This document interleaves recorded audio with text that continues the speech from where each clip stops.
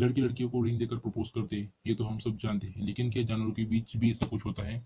जी हाँ, पेंगुइन के बीच ऐसा ही कुछ होता है।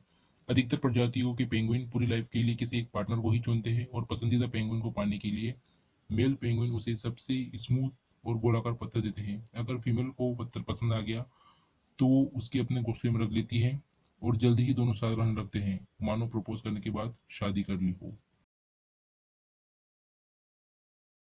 26 अक्टूबर 2001 के दिन अमेरिका के मैथ्यू एमसेनाइट किसी एक्सीडेंट साइट पर लोगों की मदद कर रहे थे।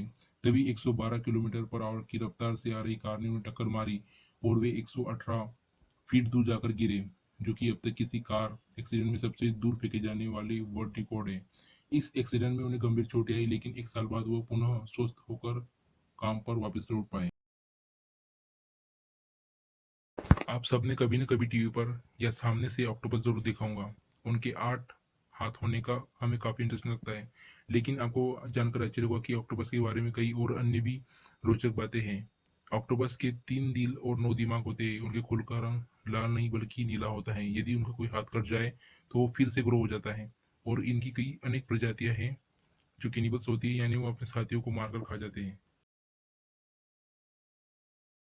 सुपरमैन का नाम सुनते ही हवा से बात करने वाले एक सुपरमैन हीरो की इमेज मायने बन जाती है, पर आपको जानकर आश्चर्य हुआ कि जब 1948 में इस कैरेक्टर को क्रिएट किया गया था तो उनके पास उड़ने की शक्ति नहीं थी। ऐसे में वह ऊंची ऊंची इमारतों को जंप कर लेता था, पर अगले ही पल उसे जमीन पर आना पड़ता था। बाद में 1940 में जब एक नए कार्टून शो के एनिमेटर्स ने सुपरमैन को लेकर कार्टून बनाना चाहा, तो उन्हें जंपिंग सुपरमैन बनाने के लिए बार बार घुटनों को मोड़कर स्केच ड्रॉ करना पड़ता था, जो काफी डिफिकल्ट था। ऐसे में डिसाइड किया गया कि सुपरमैन के पास उड़ने की शक्ति होगी और उसे बार बार जमीन पर आना नहीं पड़ेगा। इससे सुपरमैन को नई शक्ति मिल गई और एनिमेशन भी स्मूथ बन गया।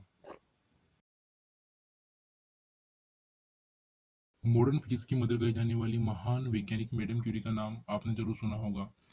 उन्हें उनके रेडियो एक्टिव पदार्थों पर किए गए शोध और पोलोनियम तथा रेडियम की खोज के लिए जाना जाता है, लेकिन शायद आप ये ना जानते हो कि रेडियो एक्टिव एलिमेंट्स में उनकी रुचि ही उनकी मरने के कारण बनी।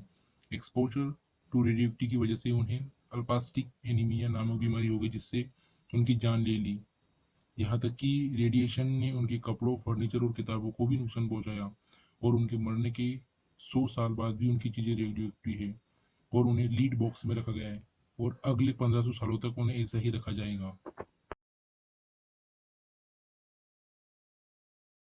अगर मैं आपसे पूछूं कि दुनिया का सबसे पुराना होटल कितना पुराना है, तो आप शायद 100-200 साल गेस करें। लेकिन आपको जानकर ये आश्चर्य होगा कि जापान की अकेशी माउंटेन्स के पास स्थित निशियामा ओशन होटल दुनिया का सबसे पुराना होटल होने का वर्ल्ड रिकॉर्ड रखता है और यह होटल 100-200 नहीं, पूरे 1300 साल पुराना है और ये अब तक 52 पीढ़ियों के हाथ में रह चुका है।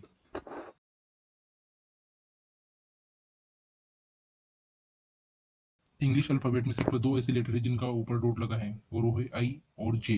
खैर ये तो सब जानते हैं, लेकिन क्या आपको पता है कि आई और जे के ऊपर जो डॉट लगे हैं उनका स्पेसिफिक नाम होता है?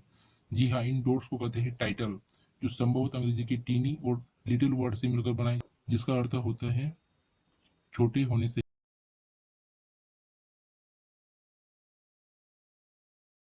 घर में बार बार लगने वाली मकड़ी के जालों से लोग परेशान हो जाते हैं और उन्हें बार बार हटाते रहते हैं, लेकिन ग्रीस और रोम में डॉक्टर इन जालों से मरीजों के लिए बेड तैयार करते थे।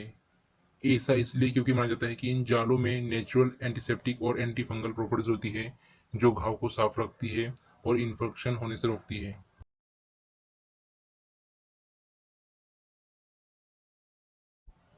अगर आपसे पूछा जाए कि दुनिया की सबसे ज़्यादा प्रिंट होने वाली बुक कौन सी हो, तो शायद आप गीता, कुरान, बाइबल या फिर हैरी पॉटर के बारे में सोचोगे।